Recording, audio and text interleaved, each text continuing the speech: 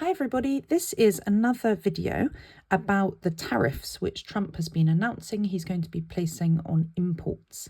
In my last video, I talked about the simple impacts that this will potentially have in the US and also about why Donald Trump might be so keen on announcing these tariffs. He's announced more tariffs on products which are coming in from China, so 10% tariff on top of those already in place. Also tariffs on products coming in from Canada and products coming in on Mexico, though those now aren't coming into force straight away, if at all. So in this video, I'm going to talk about the impact that this might have in the US, particularly about whether it will create more jobs in the US, which is one of the arguments for putting the tariffs in place in the first place. So might it create more jobs? Why it might not? And also, could there potentially be a completely different direction for the US in the future? Just to recap, a tariff is essentially a tax on an import. So, for example, if something is coming in from China, the price of the product will go up because of the tariff. Because when the product arrives in the US, it has the tariff applied, which, if it's, for example, 10%, it will increase the price of the product by 10%. And as discussed previously, that's potentially bad for the people in the US because the products will be more expensive. So why might these tariffs create more jobs in the US? And this could be a really good argument for putting them in place in the first place. If the products that are coming in are more expensive because of the tariff, it might then mean that people might start buying products from factories which are operating inside the US. So the products being produced from the US business might actually now be cheaper than the ones which are being imported, say, from China. So people are more likely to buy this car that's made in the USA. And this could potentially create jobs for people who are in the USA because the factories, for example, in the US will need more workers. So this is why it may well create more jobs. However, it's possible that even with the tariff being placed on things coming in, it won't only make these imports more expensive, but it may also mean that these businesses in the US might also increase the price of their products because they know that all of the imports are now more expensive, so they think, well, maybe we'll put our prices up too. And evidence actually suggests that to date, for instance, in the US, when tariffs are placed on goods, say a car coming in, actually it also makes the businesses within the US put up their prices as well. So it won't necessarily mean that the US cars are going to be bought instead of the imported cars. So that's one potential problem. The other thing is, if people do start buying lots of things inside the US which are made in the US, and Donald Trump wants to promote more things being made in the US, another problem could be the price of labor, so the wage rate in the US.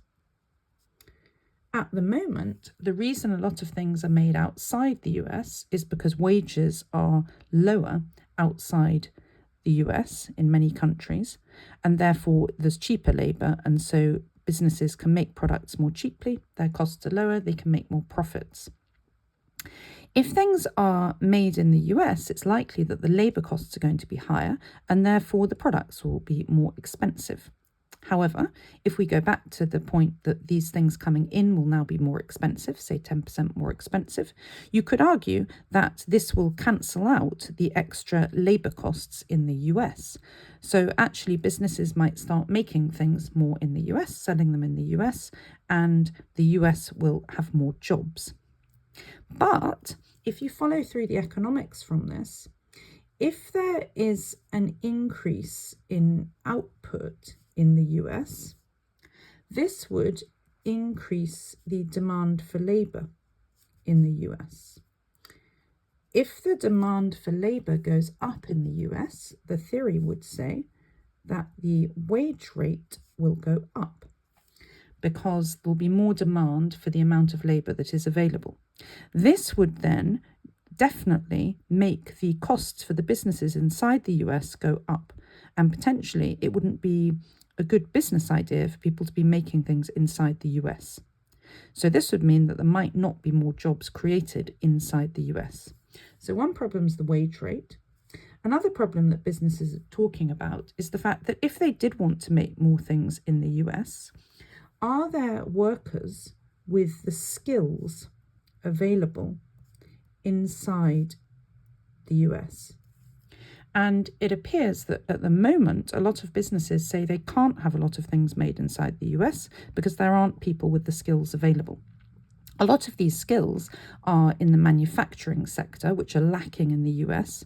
And this is because over time, again, economic theory says that economies tend to transition from the primary sector, where they are producing commodities, things often that are coming from the ground, whether they're crops or minerals or metals or anything else. They move from the primary sector into the secondary sector, manufacturing products.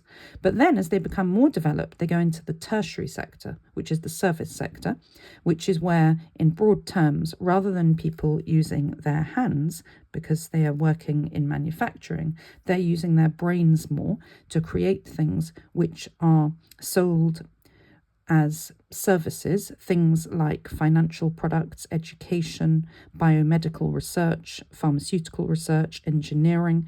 It's selling these things in the tertiary sector is what most countries do more of when they become more developed. So as the US has moved out of the secondary sector, manufacturing, into the tertiary sector, there are now less people potentially available in the US who have the skills which would be needed in the manufacturing sector. So how could the US make a lot more things in the US if they don't have the people who have the skills available, particularly if they don't want to have a lot of immigration of people with those skills? These two things lead us on to the fact that it's possible that businesses might say, we do want to make things in the US because now we can compete better with these now more expensive imports. But we think that the labour is too expensive in the US and we don't think we have the skills from people available in the US. So what they might do is they might start using machines instead.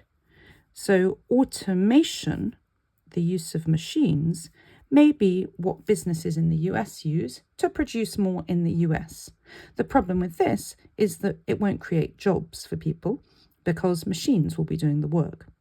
So these are all reasons that whilst theoretically it might create more jobs in the US, it looks as if that might be quite unlikely, and it may not. The final point to say here is it's possible that quite a lot of people who voted for Donald Trump did so because they thought that he was going to bring a lot more jobs into the US. And as I've just explained, it's possible that tariffs could do this. But is it the case that if we wanted more people to be working in manufacturing in the US, a way of doing this would be to lower the wage rate for people in the US? You could say that this would be an extraordinary thing to do, and people in the US wouldn't want to be paid less. But this potentially raises a philosophical or psychological question about the people in the US who have thought that by voting for Trump, they would have more jobs in the US.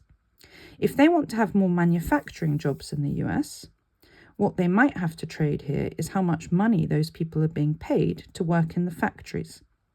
Arguably, would people be happier to have a lower income and be paid less in the US, but they would have a job? And often those jobs would be in manufacturing. But arguably the only way to have a lot of people in the US working in manufacturing would be for them to be paid less. But might having the job actually make people happier? Might they be willing to accept a lower wage rate? It's quite a radical thought, but possible.